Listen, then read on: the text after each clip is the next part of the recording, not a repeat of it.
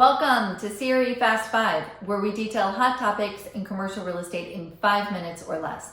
I'm Carly Iacono, and tonight we are taking an overview look of where we are in the pandemic and discussing action items that property owners and investors can take today. Okay, first, as we know, it was another rough week. The data is very challenging, but this is where we are.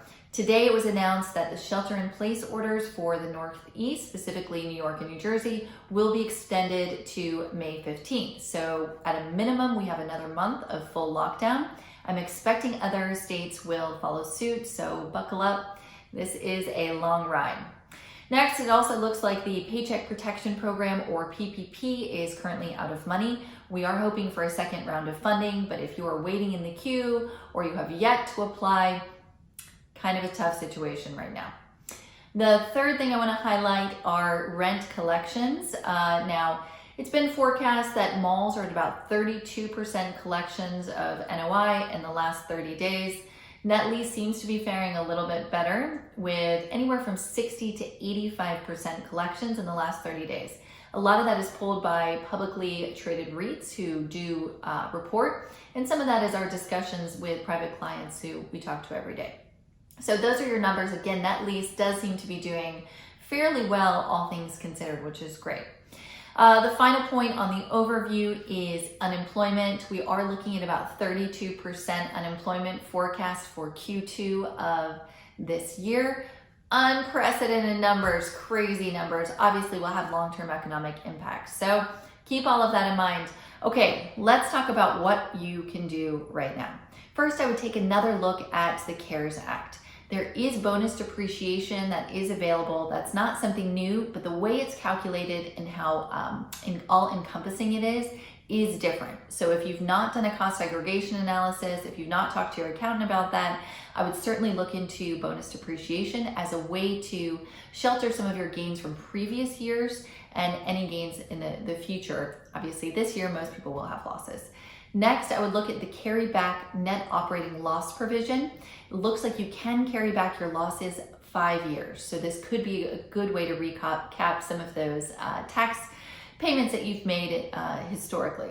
And third, I would keep your eye on PPP. So right now, like I said, it does appear to be out of money, but another wave will be coming. So speak to your lenders, have your documents ready. As soon as that is released, if you can, I would apply. Now, right now, it's unclear how property owners who own an LLC structure without employees can benefit, but that might be changing, so I'd keep an eye on it. It's also a bit unclear how independent contractors can apply, but again, I expect more guidance coming out on that as well. So keep your eye on the PPP and the next wave of funding. Next, very important, is your tenants. If you've not spoken to your tenants about May, I would not just have a wait and see approach. This is very much a give and take right now to get everybody through this crisis.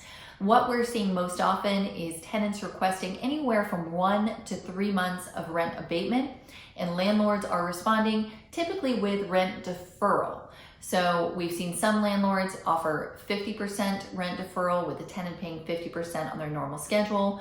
We've seen some who are giving free rent for 3 months. So I think what you need to keep in mind is this is very much case by case. There's no one size fit all. And I would look at who your tenant is before making a blanket decision here. And if you are going to give your tenant something, of course, start with rent deferral, not abatement.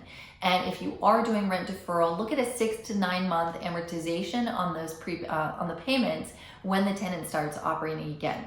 And of course, all of that is a negotiation. Work with your attorney to make sure you're being as strong as you can while still actually giving the tenant the help they need to get through these next few months. And as a landlord, if you are giving your tenant something in terms of free rent, rent deferral, rent abatement, however it looks at the end of the day, ask for something in return. This is a great time to clean up your leases, to extend the term, to make changes to your deal structure so that you're in a better position when all of this ends. So some things to consider are your co-tenancy clauses and your restrictive uses. If you have a lot of restrictions, ask the tenant to remove those in exchange for the rent deferral. I would also look at your assignment clauses. If you have a very strong guarantor, but your assignment language is weak, then that tenant could very easily get out of the deal or assign it to a much weaker franchisee or operator. So if you do have very broad or weak assignment language in your lease, think about tightening that up as well. And then I would look at the term. We've already talked about that, but if you're giving the tenant 3 months of free rent or rent abatement, consider adding on 3 months at the end of the term. Of course, this is only if you want your tenant to stay, if you like that tenant, you value them. If you do, I would consider extending the term. The longer the term, more perceived security in the deal. So again, there is no one size fit all. This should be a negotiation, and don't think that you just need to give your tenant 3 months free rent and that's all there is. Finally, I would ask for financial reporting from your tenant. If they don't already report, I would ask for unit level and company level financials. I would also ask that they show you proof that they have applied for the government programs and government assistance that are currently available. So you want ongoing financial reporting, not just right now, but ongoing under your lease, and you want proof that they're doing everything that they possibly can before you come out of your pocket and assist them as the landlord. So again, very much a partnership. Think of these different pieces. Be proactive with your tenants, be proactive with the CARES Act, and hopefully we can all get through these next few months as smoothly as humanly possible. That was CRE Fast Five. I'm Carly Iacono. I look forward to seeing you again soon.